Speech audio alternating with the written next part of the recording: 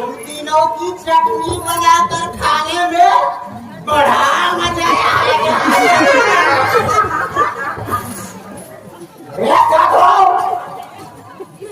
ये जो लोग कौन है?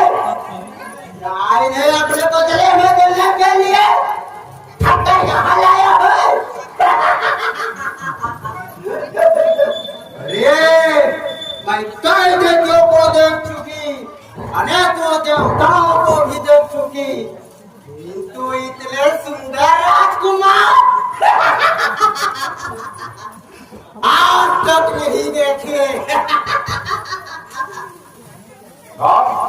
इस पुष्पा को जब भी खत्म कर दो मुझे भय पता है। ये वाला नील गगन बादर बादर